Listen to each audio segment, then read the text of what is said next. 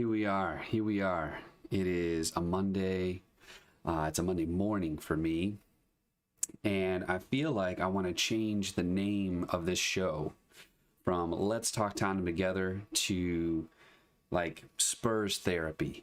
Like we're all here and we just need to have like a counseling session because every weekend we go in with so much hope and then we're here, you know, with this feeling that we continue to have. Just looking at the chat, what's going on? Thanks for being a part of this. We've got an awesome show lined up. We're going to be talking about Wolves and another late goal scored, another game where we've lost points. We're going to bring on Hollie from Hollie's Hotspurs. We're going to hear from her about the game from yesterday. She's going to share a little bit how she won this amazing prize.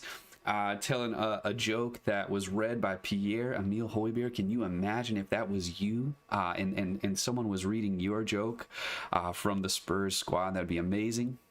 And then we're going to have our first ever, what I'm calling the supporter spotlight. I wanted to connect with fans from around the world who are like me, right? Like I can't go to the games. I can't see what it's like. And I know nobody can go to the games with COVID. But I just wanted to, hear from people and understand, like, how do you watch the game? Like, usually for me, it's in the morning, you know, I've got my cup of coffee and I'm enjoying the game in my PJs or something like that. Because whatever, it's 7:30 in the morning and that's when Spurs are playing. But so I wanted to find out, what is it like to watch Spurs from around the world? So today we've got Thomas Nation. He's a Spurs fan from Singapore, and he's going to be sharing with us about what that's like. And then at the end of the show, we're going to talk about Fulham and whether or not Spurs can course correct a little bit. So we're going to begin. Just a quick announcement that I want to share. We're actually going to be next week changing the time of the show. So I've got this here. So we're going to be actually going to 1:30 Eastern Standard Time or 6:30 GMT starting next week. And I'm excited for that. It's going to be less of an early morning for me. I worked some things out. Hopefully going to have a couple regular guests on as well. So hopefully you'll join me next week at 6:30 GMT, 1:30 EST, and maybe we'll get some West Coast viewers as well because it's 4 in the morning over there. So anyway, let's kick this off by talking about Wolves. Super frustrating. Well, let's start at the beginning. Super exciting, right? Like you see this energy in the first 60 seconds, and Ndombele scores that goal. And I love how he celebrates a goal. It's so like nonchalant, but he's also excited. Like he kind of runs away, like kind of blushing a little bit, like, come on guys, come on. Like that just seems to be his energy when he scores. And I love that. He has earned every second of every minute that he plays this season. I feel like he was in the doghouse last season, and it sounds like Daniel Levy really did everything he could to keep him here. And here he is. He's still here. He's still fighting. And I'm not sure why we keep, pulling him off so early. I feel like he does so much for this team. He's carving up midfields. He's able to get out of situations. There was one point yesterday where he received the ball and there were 4 Wolves players around him and he still managed to not lose possession. And I think, I love seeing him play. I love watching what he does. You never know which way he's going to go, but he always seems to escape. But then after you have this goal in the first 58 seconds, I'm excited. I'm feeling like this is great. This is the Spurs that we were seeing early on. Then now we're like 89 minutes of defending. That was the next thought to go through my head. There's a phrase, too early, like that was definitely too early to score a goal. We're definitely not going to hold on. And I feel like we're never going to keep a clean sheet. I know we did. I know we had. Like, I actually looked back because I was like, again, thinking about this as like some therapy. We're having our Spurs therapy session this morning. Man, it feels like, is it real? Am I real about this, that we're never going to keep a clean sheet? And so I went back and looked. We've had 7 clean sheets over 26 games this year, including cup ties. We had 4 of them in a row. Then we went 3-3 against Lask. And then we had back-to-back clean sheets against Arsenal and Antwerp. Not so much competition, but it was a clean sheet. But then, after that, we went 1-1 at Palace, or to Palace, 2-1 a loss to Liverpool, 2-0 loss to Leicester at home, a 3-1 win at Stoke, and then here again another 1-1 draw with Wolves. And I want to give them credit for what they're doing, but it is so streaky, and the clean sheet streak is over. You're not keeping clean sheets anymore, so you cannot defend for 89 minutes. We're taking a look at the chat again, and what's going on, Jinty? Oh man, I'll connect with you. And hello from Turkey. That's awesome. Thanks for watching, and welcome to the stream. Sun goes and we concede. Yeah, there's so much to talk about. We were never going to keep a clean sheet. And that's kind of my point. I feel like going back to a comment that was shared on the Discord server from Luke, he said, if you had told us in September that by Christmas we'd be battling for every trophy and still in and around the top 4, then you'd take that. And I think that's true. I completely agree. But there's also this sense that, like, man, we were in the hunt, and we're still in the hunt. We're 6 points off the top. But we were playing well, and those clean sheets had all of us feeling like, oh man, this might be it. At some point we had like the lowest goals against, and you felt like, man, we're looking strong, like we might actually comfortably make the top 4, where now it's feeling like it's not as comfortable as I thought. So anyway, so 15 games in, we've got 26 points, and we're a point off the top 4. Man United have a game in hand against us, but we're six points off the top spot. We're a win against Brentford away from the Carabao Cup final. And our upcoming opponent in the FA Cup is Marine. Europa, we've drawn against the Austrian side Wolfsberger. I mean, it feels like it's downhill. Like we should be kind of not coasting, but we should be walking through this. And even, I mean, Wolves away is not meant to be like an easy walk in the park or anything like that. But yeah, I feel like there's just been so many things where I get my hopes up, and here we are again. So I think I'm not disappointed at where we're at. Thinking back to that comment, yes, of course, at the beginning of the season, if you had told me this is where we were going to be, I would be here. I would be excited for that. But I think what is disappointing is our objective every week. And this is what Jose says. Our objective every week is to win this game. Is to win whatever game is in front of us. We're not looking ahead. We're not looking behind. We're just winning. That's all we care about. And I think Jose has definitely instilled that desire in my heart. Like, that's all I want. I just want us to go out there and win. And I know the opposition changes every week, and sometimes we're playing, Wolfsberger, and sometimes we're playing Liverpool. But this style of play, I'm going to talk about Jose's 7 principles of winning a little bit. And I just feel like there's a little bit of a difference between how he's explaining it. He's saying we want to win every game, and I don't think that's actually the case. I think we don't want to lose, and I think we play like we don't want to lose, and that changes the mentality of the players. We get that 1-0 up in the first 58 seconds, and all of a sudden we just don't want to lose. And that's not the same as wanting to win the game.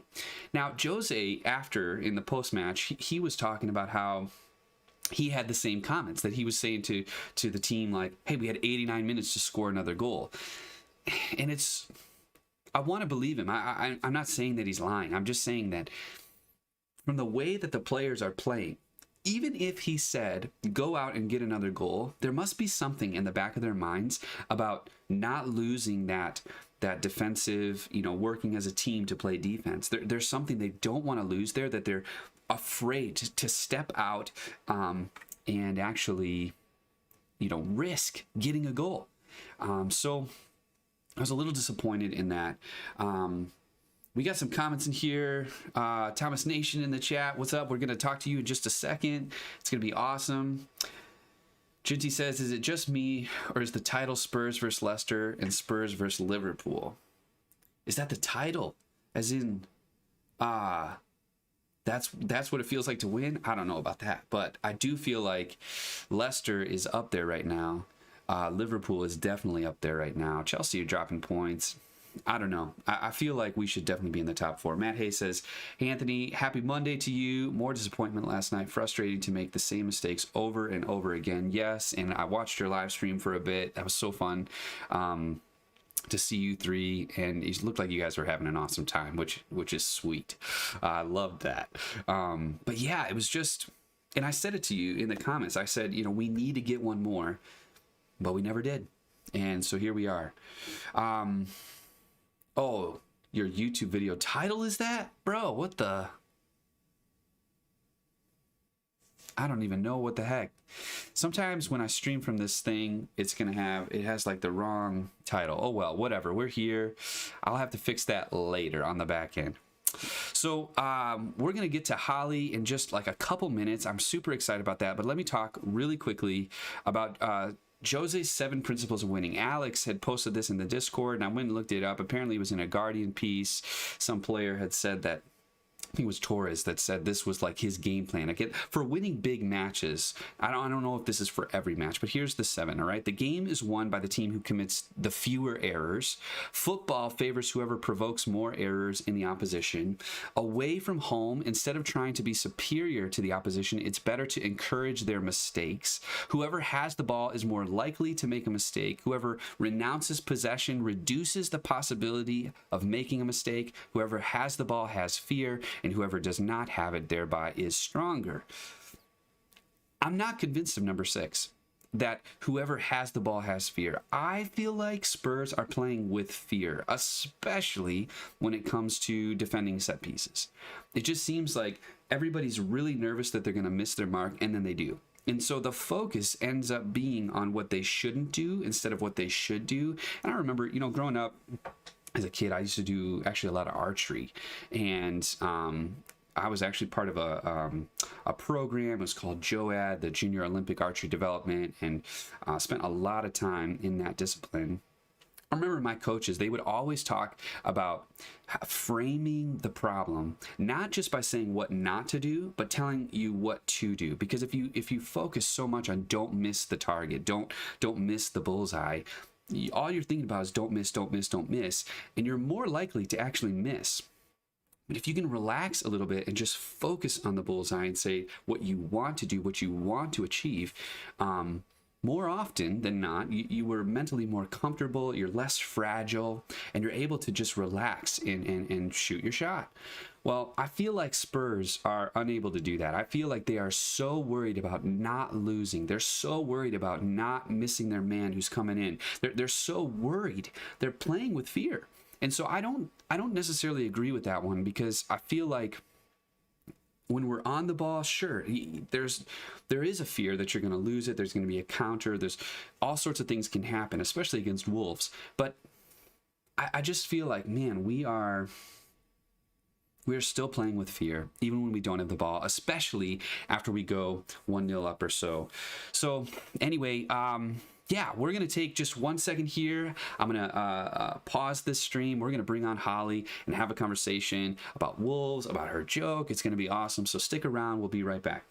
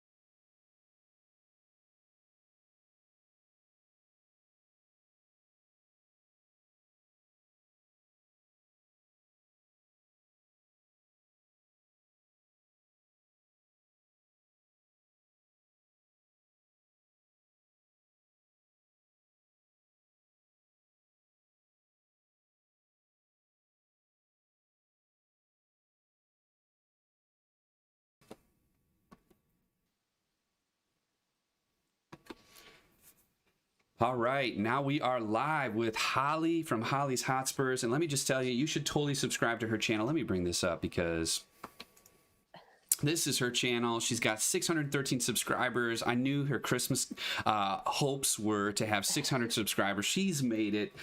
Congratulations. But the bigger congratulations, I think, are you told a joke that was actually read by Pierre-Emile Højbjerg. What was that like? A madness. The fact that he actually got my name right as well was yes! the golden ticket, basically. Seriously, like, yeah, it was crazy. How did he say it right? Because I told you already, like, I'm worried about saying that last name, and I feel like, did you have to like put the pronunciation, or he just got it first try? No, see, I entered the competition to win a signed shirt, and obviously it was in partnership with William Hill, so I had no idea that they were actually going to read it out as well, which was a madness. So he's literally just done that off the tip of his tongue. Wow, so. That's amazing. That is so fun. Well, very cool. So let's talk a little bit about what happened yesterday. What were your overall thoughts of the game? To be honest, it started as a Christmas miracle, obviously scoring so early on, and then it just kind of turned into a nightmare, didn't it, really? I mean, to score so early on, you think we'd go and get the second to stun them, but nothing really came of it, and it kind of came back to haunt us. So yeah, I was really disappointed. Yeah, I felt like, you know, I felt like it was great to see some players like Winksy get his start. I felt like, you know, Ben Davies, he did pretty well. Of course, it was his mark that ended up getting the goal. I felt like, though, Harry Kane kind of got in his way. I don't know who's who, you know, who's to blame on that one. But yeah, speaking of Harry Winks, I wanted to ask you, what the heck is that thing that is like, is that like a plush toy? What is that? You've been posting these pictures. So yeah, this thing, obviously with Tier 4 in the UK at the moment. Yes. I haven't seen my boyfriend for about a month and a half, so this is what he bought me for Christmas. Oh, I mean, my gosh. I'll take it. No, I'm loving it. Did he have that made? Like, what? I think you can get them off the Spurs store. I think you can actually buy them. Oh my gosh. Wow. All right. So, well, if you need a Harry Winks, big old head, because you're lonely, I understand. Like, give him a hug. And that's an awesome gift. I actually, now I'm thinking about who could I buy that for, maybe even as a prank. You know what I mean? It'd be kind of fun. All right, so speaking of Winks, how do you feel like he's doing? Do you feel like, where do you feel like he falls in this team? Is he starting 11? Is he rotation? What are your thoughts on that? I think he's rotation. I mean, against Stoke, I thought he played pretty well, and then obviously yesterday, there was one instance where he received the ball, decided to dribble with it, took an extra touch that was too far ahead, and then tried to pass it and kicked it out of play. I don't know. I personally think he's a run player. Stick him in those cup games, and maybe play him off the off chance towards the end of the game if we're winning, and then to just swap people out to give him a bit more of a rest. But it's quite sad to see him fall from grace at the moment, but there's nothing we can really do about it. No, and I think, you know, being that he's English, it's so important to keep him, right? Because we have to have so many players, I think it sounds like from what Jose said, he's not even going to leave. He's not definitely going to leave in January. I don't know if he would leave in the summer. Do you think he would want to stay if that's the place he's going to be in this team? I think where Winks is Tottenham through and through, I think sometimes that kind of plays in the back of a player's mind, whether if they want to stick with this to be part of that squad to go on and achieve things, or whether he thinks actually it's time to think about myself. But personally, I think Winks would probably stay maybe another season just to see it out, sort of thing. That's what I think anyway, but who knows in players' heads. Right, yeah. No, I've said before, I feel like I really hope we win silverware this season for him, because I feel like if we do win silverware, he might think about himself and want to move away. And I'm not saying I want him to move away, but I just feel like he is so, you know, Tottenham, like, in his blood. And so I feel like he would love being a part of a team that finally gets some silverware after such a long drought. He will cherish that like almost more than anybody else on that squad right now. So yeah, I wanted to ask you too, what do you think's gone wrong since the Palace game, right? Like, everything seems so wonderful. I was talking about how we had so many clean sheets, you know.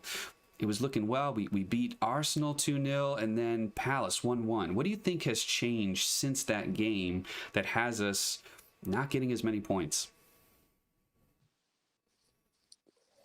Maybe it's the run of fixtures. I mean, if you look at the teams we played so far in this window, and the fact that they've come out as fast as well, I think Jose's trying to play a really hard game of trying to balance the squad out. And like we said, bringing Winks in yesterday maybe was the wrong option, but maybe in his head he thought, well, he played well against Stoke, give him a bit of a confidence boost.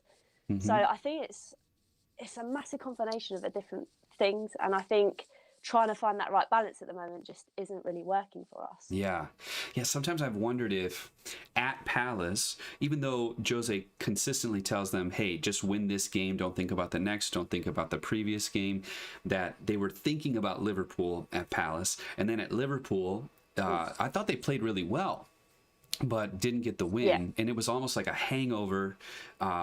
And then we lost to Leicester. And yeah, I don't know if they've lost sight of it a little bit. And you know, in some ways too, and I would love to hear your thoughts about this. So I was thinking, at the beginning of the season, we were scoring lots of goals, right? We put 6 up against Man United, 7 against Maccabi Haifa. I think we had 5 against Southampton. So we were scoring all these goals, but then we had 3 against West Ham, and then they scored 3 against us. And I wonder if at that moment Jose was like, never again, you know, like we're never gonna allow for 3 goals to be scored against us, even if we score 3. Do you think that's something that's going on behind the scenes, or do you think, yeah, like is this just the way Jose wants to play? He just wants to get a 1, maybe 2, and call it a day and try not to lose.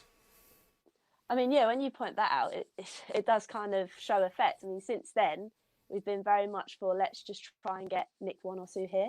And I think personally, as much as it pains me to say, I think that for us, attack is probably our best form of defence, because I still don't think we can defend properly, sadly. And I think maybe if we get someone in January to just come in and maybe slot as another rotational defender, or someone that's going to be playing in every Premier League game, then maybe that'll change. But right now, I personally think that attack is our best defence, because Jose's tried to see out those games where we try and nip 1, and it always comes to bite us on the bum because we can't defend at the moment. I know. So I think, as much as it pains me to think that Jose's trying to install this defensive mentality, I just don't think it's going to work with this group of players. Yeah, it's so interesting, because I feel like I'm with you. I feel like our attack is in some ways our greatest defense right now, and it almost kind of, and I know we are not in the same spending tier or whatever with Liverpool, but I feel like I remember when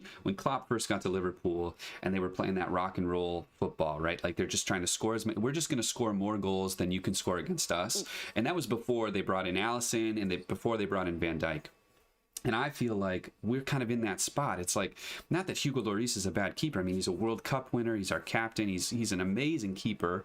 And we've all said that we need a center back. But I feel like we're just... To depend on us keeping a clean sheet just feels really sketchy. I don't know if we're ever gonna depend on us to do that, especially this season. So talking about January, we're coming up just a few days away now. What do you hope to see in January, and then what do you expect to see in January, if you get what I mean? Yeah, I get what you mean. I mean, I hope there's a centre back, and I expect there to be a centre back. That's the only 2 ways about it, really. I mean, I think that's possibly only the real shape we need to really think about. I mean, I heard rumours about maybe Jose wants another CDM as backup to Højbjerg. I heard rumours flying around about that. But personally, for me, I'd take a centre-back all day long. Yeah. So just a centre-back? Would you want anything else? Well, and a CDM, you said? Those 2? Yeah, I think that would be good. I think, obviously, Højbjerg's played a lot of minutes. And imagine if he got injured. Yes. I don't think there's anybody else I could really think to replace him with. Do you ideally, think, at the height he's at. Would you bring Skippy back, or would you go for somebody else? I mean, Skippy's playing really well at the moment for Norwich, isn't he? So I think I'd probably leave him to the end of his time, and then maybe bring him back. Maybe just get a replacement for January. Yeah.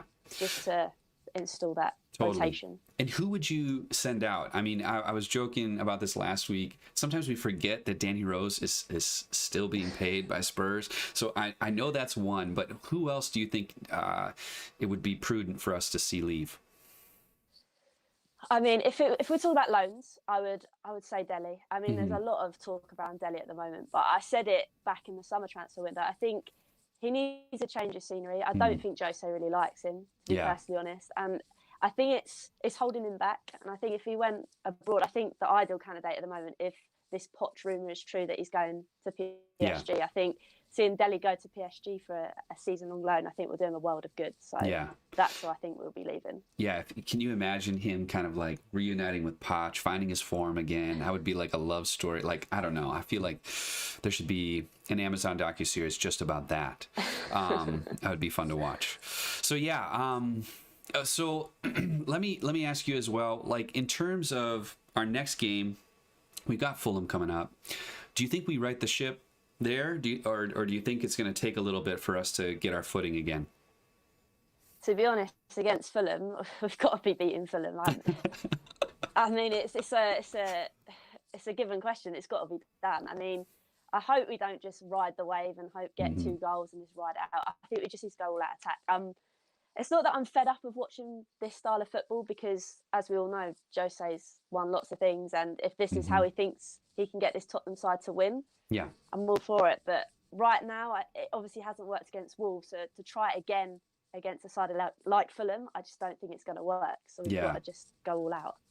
Yeah, and so do you think he will change his tactics? Because I felt like there's almost like no plan B. It's like this is how we're gonna play. We're gonna give everybody the ball and we're gonna counterattack. But yeah, like you said, against the smaller clubs, it just doesn't seem to work. And do you think it's? And then the other question I have for you, I guess, is he says he's not always telling them that. Like, I don't know if you've heard some of those interviews with him, but he'll say like, we are asking the team to get possession. I'm not telling them to always sit back and play defense. So do you think it's the mentality of the players, or do you think it's Jose's tactics that are leading to this kind of defensive play? I think it's a combination of both. I think we've always had that mentality of thinking we can't get over the line or we're going to bottle this. And to be fair, it's installed in all of us fans as well. And I think that's not just going to happen overnight. It's not going to change.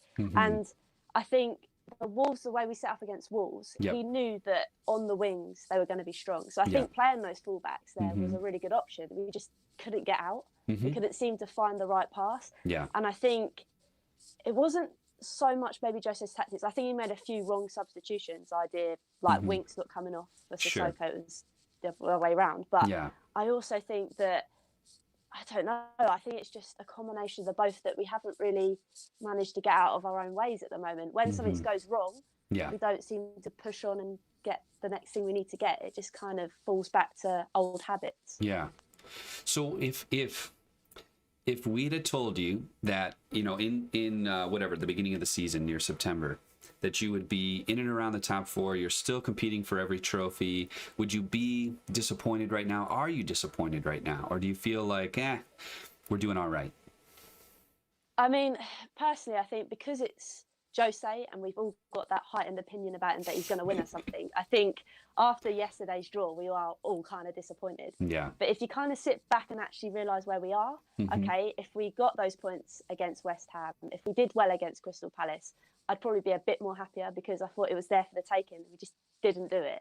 So right now I'm disappointed, but when I come back and look at it in a couple of days' time, I'll be like, it's all right. It is what it is. Yeah. Like, we're not doing too bad.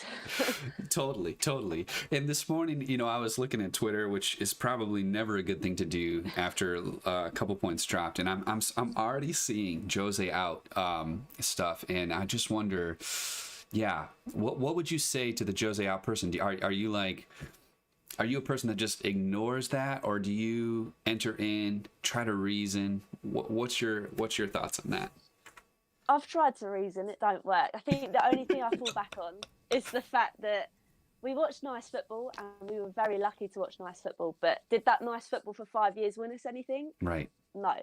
So am I going to sit here after a couple of months and be like, Josie out because we're not playing? Like, no, I'm not going to be. If Yeah. at the end of the season and we're still at the same situation and I've had to watch boring football for the whole season, I might have a different opinion. Totally. But right now, I'm just going to stick with it. Yeah. I would agree with you. I feel like Jose out already. Like, it's been 12 months, you know? And I know that Jose has a reputation of going into a club, he's there for 3 years, and then he leaves, but he wins, you know? And so part of me feels like after 3 years, 2 years, at the 2-year mark, if we're still looking like this, I'm going to have some concerns. But I don't think we will. I think even like he was talking about before the Liverpool game, there was like, he had it like down to the number of days that Klopp had been in charge of Liverpool, which I just think is so hilarious that he had, I think it was like 1,084 days. And then he had the number of days he'd been in charge. It was like 380.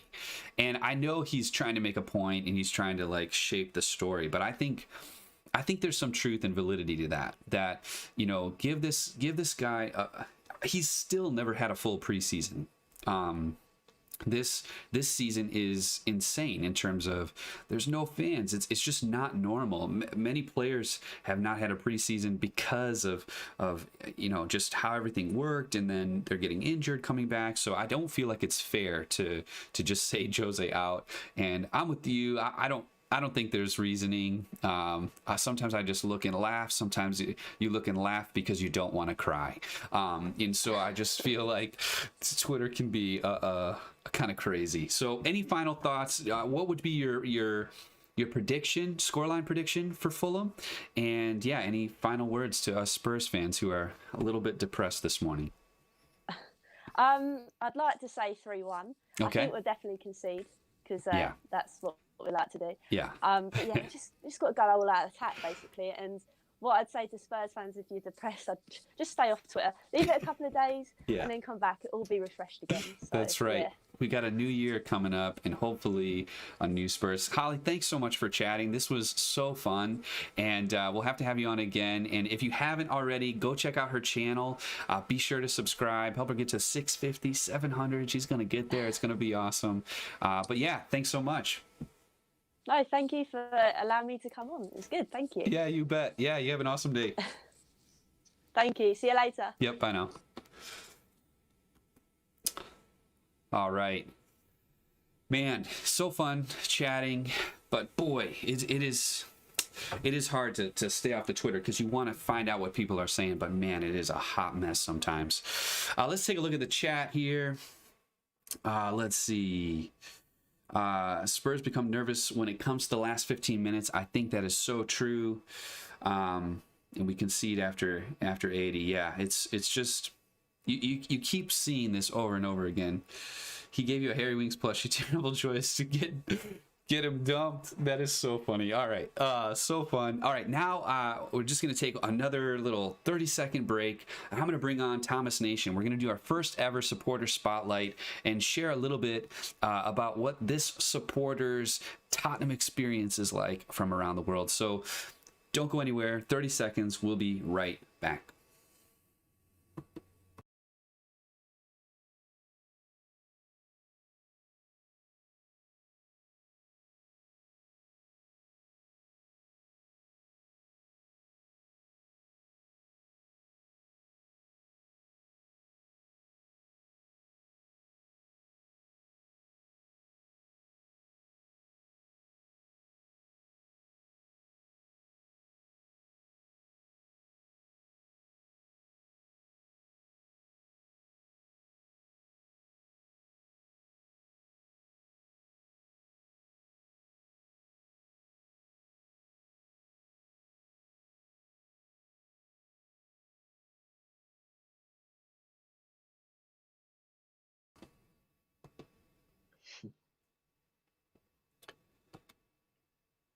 All right, everyone, we are back and we are live with Thomas Nation. Let me show you his YouTube channel.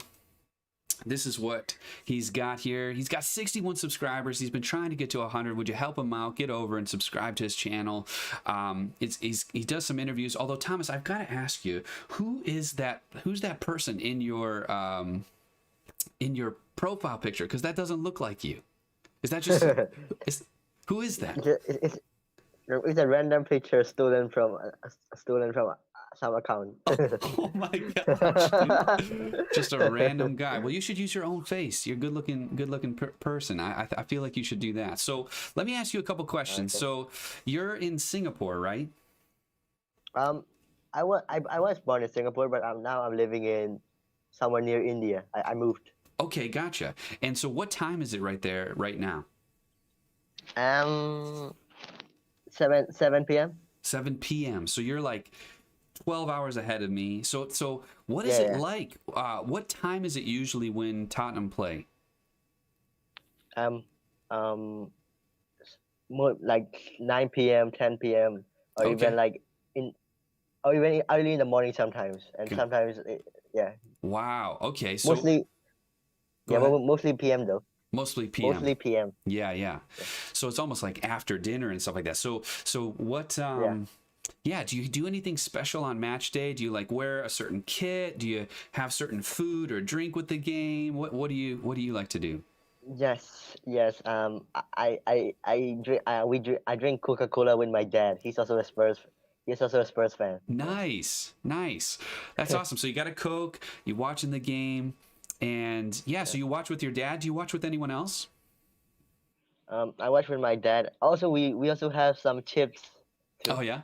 Nice. Very cool. Yeah. I like it. So how and when did you become a Spurs supporter? So like basically like most of my friends are Man U fans, and like my dad is a Spurs fan. So like he taught me and he told me about Spurs stuff. So like I grew into love. Yeah. So it's like a family tradition almost. Kind of. Yeah. So you said most of your fans are Man U fans. Is that it? Do you have other friends that are, I don't know, whatever, other types of fans? Do you have any friends that are Spurs fans or no? I have friends who are Chelsea fans, Man U fans, Yeah. Man City fans, and but no Woolwich fans. Thankfully. Yeah, dude, you made a distinct line in the sand about who can be your friend. No, I'm just kidding. That's not true. So have you ever been to see a match in person? No, but my dad has been to England, and he took a picture of the Wembley Stadium. Like Oh wow, he has been there. Like that's but awesome. not on match day. Yeah, just visit. just to go to visit. That's still a really cool experience. I feel like, for many people around the world, like I would never probably have ever been able to go see a game had I not won that trip. And so I understand it. It's like you kind of watch from afar, and I'm almost so used to watching it on TV and watching it usually by myself on the couch or something like that. It's so different to watch it in person. So who's your favorite player? Who's your favorite player right now, and why? You're asking me a hard question here, because like I love Højbjerg, I love Kane. I would say I kind of would say Son, because I'm Asian. Yeah. Yep. Yeah. I mean, Son is an amazing player. And the thing is, like, I don't know why Jose takes him off every game. He's like our lucky charm. We seem to only win when he stays on. I don't think maybe Jose shouldn't take him off anymore. Yeah, for real. There's probably a stat out there. Someone should go look for that and find out how often we've conceded after Sonny's been taken off, because I feel like it's happened maybe 2 or 3 times already this season. I think the problem. I think that the problem is like the opposition defenders are not scared anymore. Like when Son is there, they're kind of scared, but like they're not scared anymore. So they most of them push up. Yep. They push up. So like So like I think that's why. Totally. So what are your hopes for this season? What do you think Spurs can achieve? Do you think they make the top 4? Do you see them winning any trophies this season? Maybe even winning Europa? Maybe the league? I don't know. I've kind of lost faith in us even coming close to winning the title. But what about you? To be fair, right? Like Son, I really like Son. Like can I go back to my Oh yeah, I really sure. like Son because like I really like Son because like his skill, he's handsome, he's good at playing football. I've met him in Korea once too, so you know. Oh wow, you got to meet him. Yeah. What was that like? I met him with one of my Korean friends when we traveled to Wow, Korea. that's Yeah, he was incredible. he was pretty kind. He did chat a lot. He did chat with me. Yeah. Oh So yeah. yeah, I imagine he seems so kind, and I actually got to meet him once too. I got to shake his hand, and yeah, just very like generous to talk to anyone, like a nobody, just like me. I know. Yeah. That's A very cool. brilliant player and a brilliant character in it. So yeah, Yeah, yeah. So yeah. yeah, so let's go back though. What do you think Spurs can achieve this season? Good question because like I actually think we can win the Carabao Cup, Europa League, and the Prem this season still. Wow, you're going for the You, treble. you know why I haven't had lost hope in the Prem because like my menu mates keep telling me that they're in the title race. So if they're in the title race, right, we are. You know. Well, yeah, I guess if Man U's in the title race, but I think your Man United friends might be a little deluded.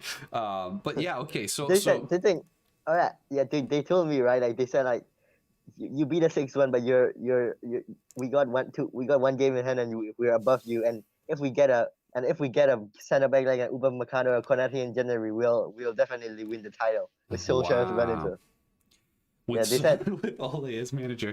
Yeah, well, okay, I will concede they are ahead of us in the table. They do have a game in hand, and they're still trusting the process. So good on them. I would still take Jose Mourinho over Ole.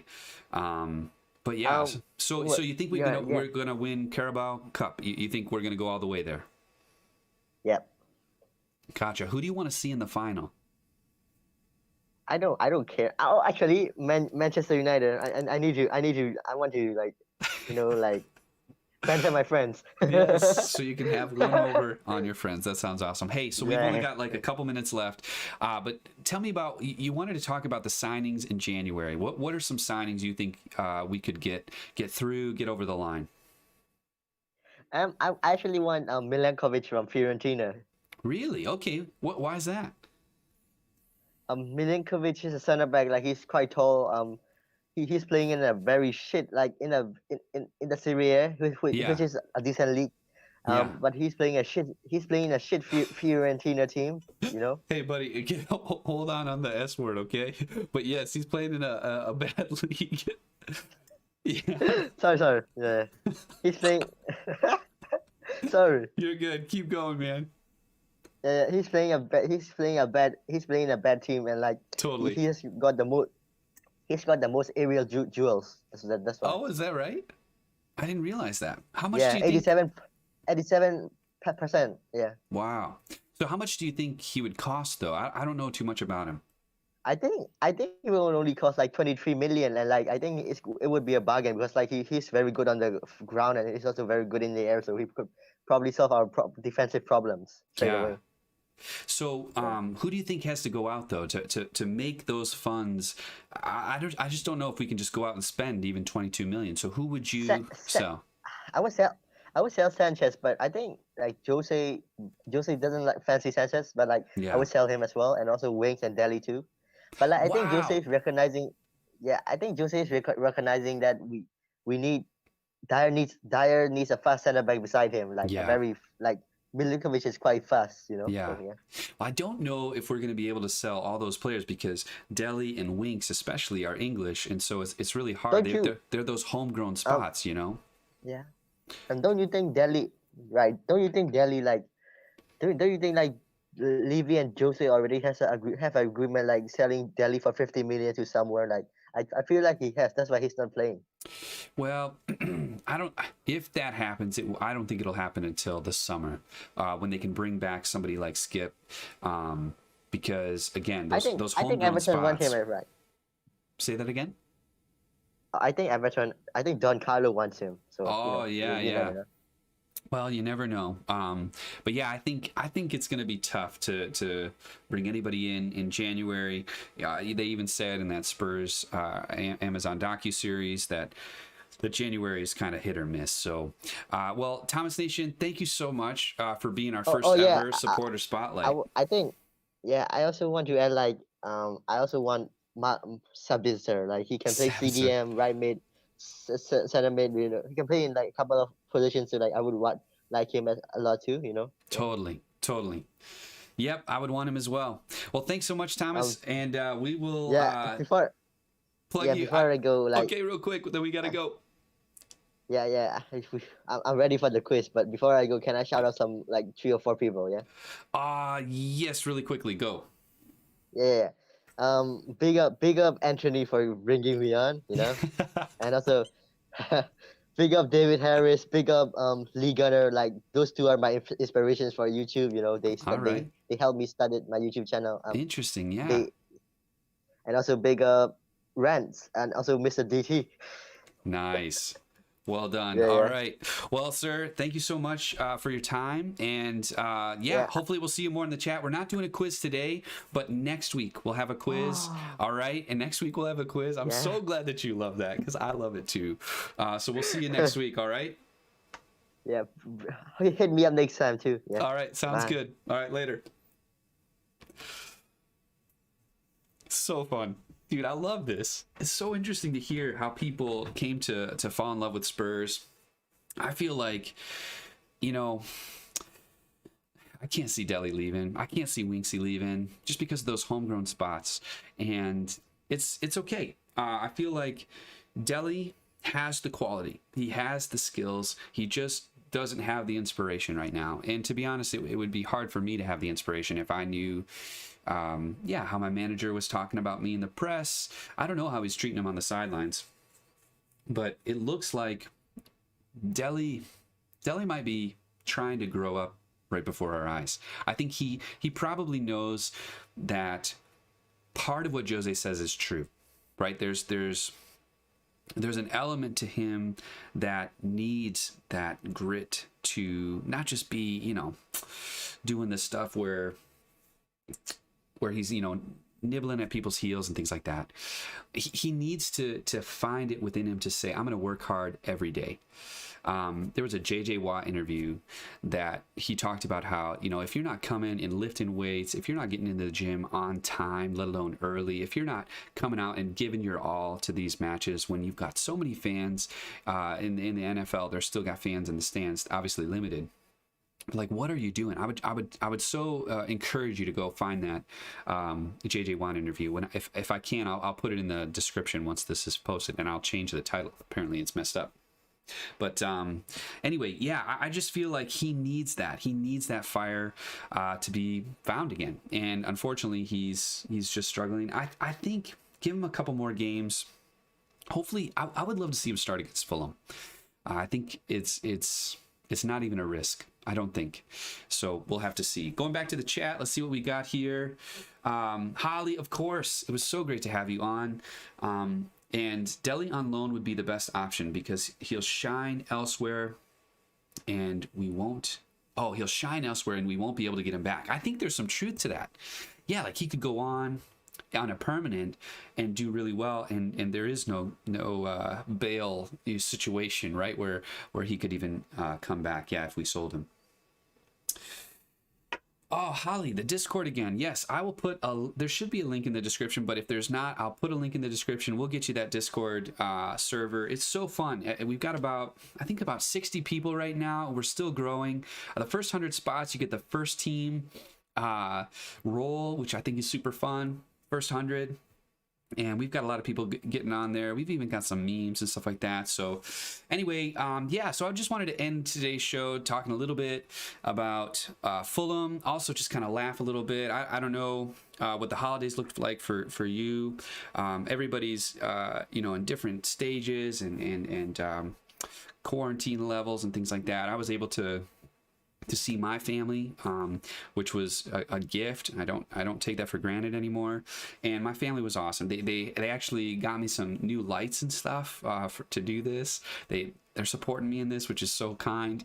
And also, I got some new Spurs gear. I got an Ndebele and a Højbjerg jersey, which I'm so stoked about. I got that from my wife's side of the family. They pitched in for that. And then I got this mask, the Spurs mask.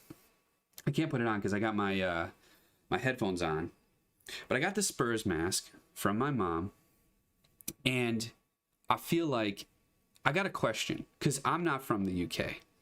All right, but there's this sticker on the inside. You tell me. Can you see this? Can you see this? Is it gonna? I don't know if it'll focus. Oh, there it is. See in the red letters, keep away from fire and naked flame. What's the difference? I don't know what the difference is. I'm struggling. I feel like, isn't that a fire? We had to Google it. I looked it up. Apparently, it's like from a match or something like that. I'm assuming it's if somebody was smoking or something like that, and they had it like around their chin, that it would be flammable. But that seems to be apparent. So yeah, I would love to know if you know what the difference between keep away from fire and naked flame. You tell me what is the difference between that. So yeah, let's talk about Fulham. Fulham at home. Fulham are 18th, and they're 6 points behind Arsenal. So it's the same amount of points we're off Liverpool, to be fair. And Fulham are on a draw streak. They've drawn 4 of their last 5 matches, which included Liverpool. And their fifth game was a loss to Manchester City. Now, historically, we've done well against Fulham, and in our last 5 matches, we've won them all. The last time we lost to them was, in 2013, when Berbatov put one past us to take all 3 points. It was a 1-0, I believe it was a 1-0 defeat. So I feel confident, but I feel about as confident as I did going into Stoke. So if you remember, I was talking about the match against Stoke, and I felt like, okay, we've got the guns to do it, but I also feel like it was away against Stoke, and I just was a little nervous about it. So my prediction was a 2-2 draw where we'd win on pens. We ended up going and winning 3-1. I don't know if it was comfortable. At one point, it became comfortable. So as I think about that, I look at this game and I think I'm going to say a 2-1 victory for Spurs. And here's my prediction. This is a bold prediction. You tell me what you think. I think Stevie B gets the game winner. And I know it's probably a load of crap, but you heard it here first. You can rub it in my face later. But I think he gets his first goal of the season at Fulham. I hope he gets his first goal of the season. And you can laugh at me when he doesn't get his first goal of the season until February. But I feel like I believe in Stevie B. And I think he gets the start. You know, a lot of people are down on him. I know Ginty and I have talked about him a couple times. And I just think it's his confidence right now. I think he's going to come around. He got a little break here, come in as a sub. I think he starts. I think he gets the goal, and I'm going to be happy for him. I love Stevie B. So Ginty's already in the chat. Stevie is more likely to get sent off than to score. I doubt that. We can debate that. You know, I'm hoping. I'm really hoping that in these next couple Let's Talk Tottenhams Together, we can have some debates like this, because it's just so fun to watch Spurs, and it's so fun to watch Talk Tottenham, especially when you have little debates like this. I don't think Stevie B is. I think Stevie B is trying to fit into a system that he was not expecting to play in. I feel like probably a lot of Spurs attacking players are doing that, but I think Stevie does more than pretty much everyone else. I mean, I would ask you, Ginty, who would you start instead? Would you start Lucas? Would you start Bale? Because I still feel like Stevie B brings more than those two. Regina says, I hope he does score. Will do his confidence a world of good. Agreed. Hollie says, I want to see his iconic, that celebration, you know? I would love that. Oh, my boy Lamella. Okay, well, fair enough. I'm a big fan of Lamella as well. And I feel like, yes, Lamella, because he's fit. But, dude, can he play 90 minutes? Can he even play 80 minutes?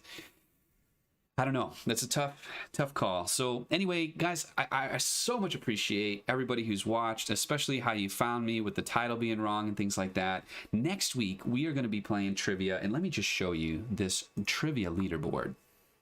Regina takes the top spot with 7 points. Regina was on fire.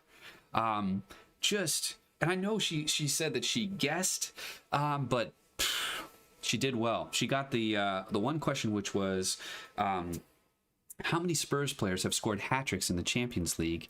And she guessed correctly, it was 3. So I think she did a wonderful job. I'm hoping she'll be able to make it next week. Now, here's the thing, everybody. Next week, we're at a different time. Let me show you this again. We are on at 1:30 p.m. Eastern, 6:30 GMT.